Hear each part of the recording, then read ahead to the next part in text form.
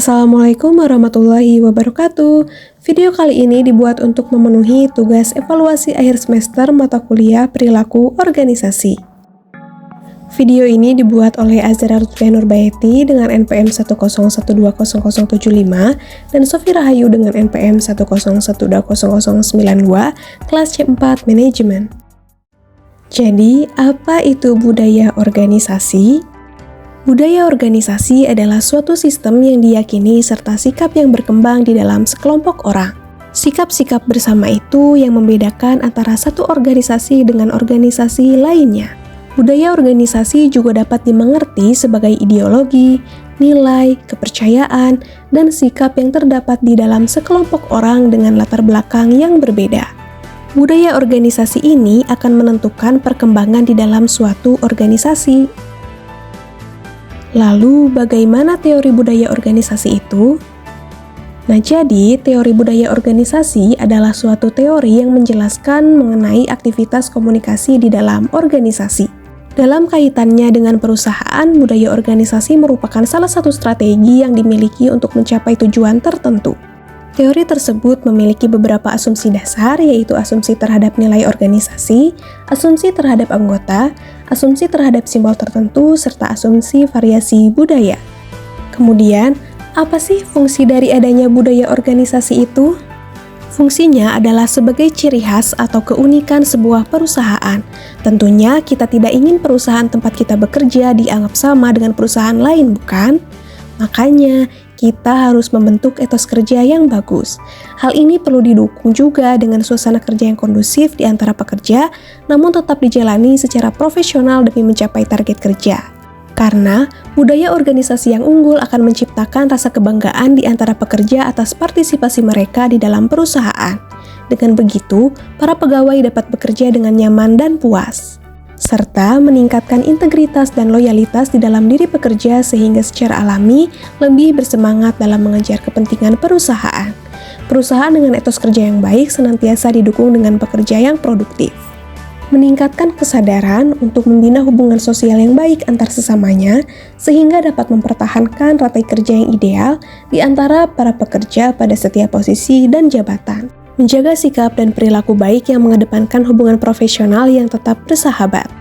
Selanjutnya, apa saja jenis budaya organisasi itu? Yang pertama ada budaya normatif, yaitu budaya yang diterapkan di dalam organisasi di mana sudah ada pedoman, yakni peraturan untuk dipatuhi oleh para anggota organisasi. Yang kedua, budaya pragmatis, yaitu budaya yang dimana kepuasan pihak eksternal jadikan hal utama oleh organisasi. Jadi, anggota organisasi akan diminta sebisa mungkin untuk memberikan yang terbaik pada pihak eksternal demi nama baik organisasi. Yang ketiga, budaya akademi. Budaya organisasi memiliki anggota-anggota yang mempunyai latar belakang sesuai dengan pekerjaan yang diberikan. Jadi, budaya tipe seperti ini akan sangat mempertimbangkan latar belakang pendidikan serta pengalaman kerja. Yang keempat, budaya tim bisbol.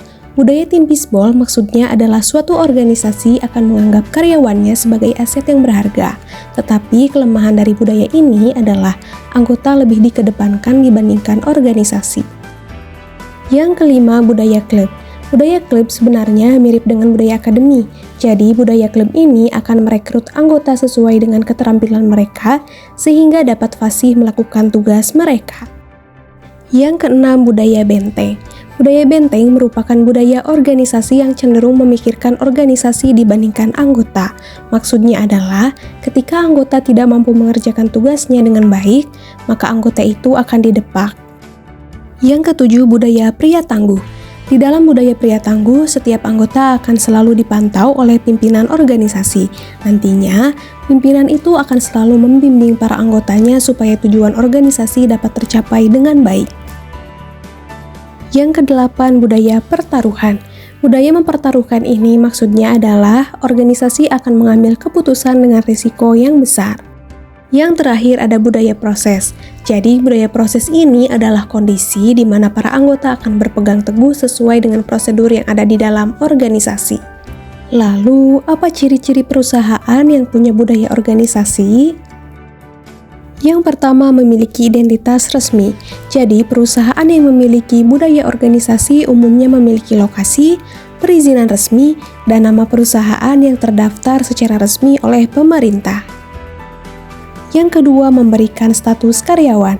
Status karyawan yang dimaksud di sini adalah bukti konkret seperti tanda pengenal, nomor induk karyawan, surat kontrak, dan sebagainya. Yang ketiga, memiliki visi dan misi. Pada dasarnya, setiap perusahaan perlu menciptakan visi dan misi sedari awal mendirikan perusahaan. Dengan visi dan misi, perusahaan tersebut memiliki tujuan serta arah kerja yang jelas. Yang keempat, manajemen mampu bersikap transparan. Nilai budaya yang satu ini bertujuan untuk memberikan pemahaman terkait peluang karir dan kontribusi seperti apa yang dapat diberikan karyawannya kepada perusahaan tersebut. Yang kelima, memperhatikan kebutuhan karyawan. Perusahaan yang sehat tidak hanya menuntut suatu karyawan untuk bekerja dengan baik, melainkan juga memberikan fasilitas seperti kelas training, bonus akhir tahun, perlindungan asuransi kesehatan, dan sebagainya. Apa saja contoh dari budaya organisasi? Contoh pertama adalah Lion Air. Belajar dari perusahaan Lion Air, kita perlu memahami bahwa dengan memberikan kebebasan kepada karyawan dalam berpendapat dapat memudahkan kultur positif terbentuk antara karyawan dan perusahaan.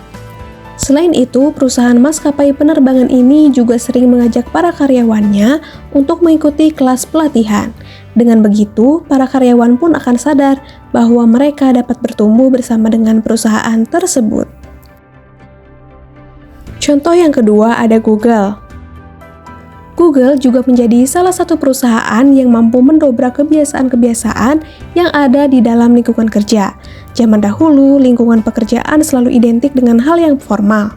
Namun, Google mampu membuat terobosan dengan menerapkan budaya kerja yang lebih casual dan cenderung santai. Strategi yang dilakukan oleh Google itu rupanya berhasil karena ternyata karyawannya terbukti lebih leluasa dalam membuat ide dan menunjukkan potensi terbaik dari dirinya. Contoh yang ketiga, anggota aparat keamanan. Instansi kepolisian maupun tentara merupakan salah satu contoh organisasi yang menerapkan budaya organisasi yang sangat kental. Seperti diketahui, di dalam instansi baik di kepolisian maupun tentara terkenal dengan budaya kedisiplinan, kesolidan, dan loyalitas. Itulah alasan mengapa di dalam instansi kepolisian dan tentara, para anggotanya selalu bersikap disiplin dimanapun untuk menjaga nama baik instansi. Selain itu, para anggota sangat mengedepankan kesetiakawanan karena sejak dini sudah ditanamkan hal tersebut.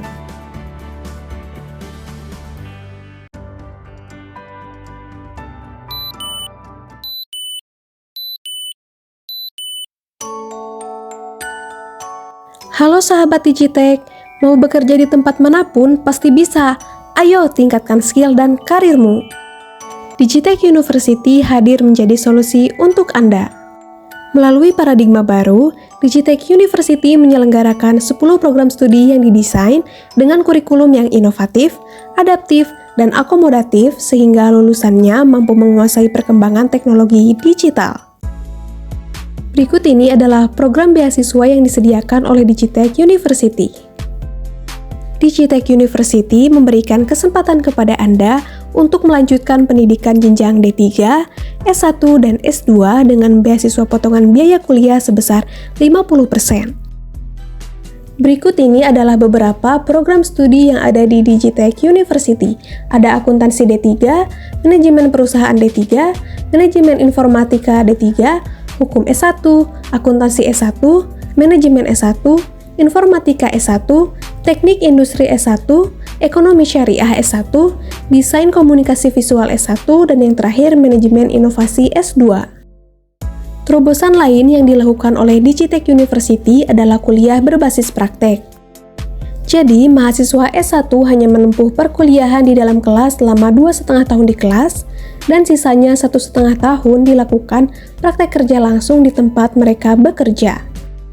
Pertemuan perkuliahan juga dapat dikombinasikan antara tatap muka atau luring, atau melalui online atau daring yang disesuaikan dengan kebutuhan mahasiswanya.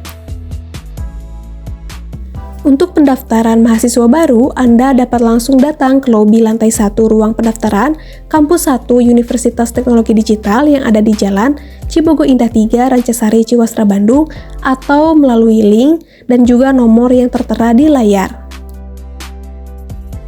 Baik, mungkin cukup sekian video dari kami. Mohon maaf apabila ada kekurangan maupun kesalahan. Wassalamualaikum warahmatullahi wabarakatuh.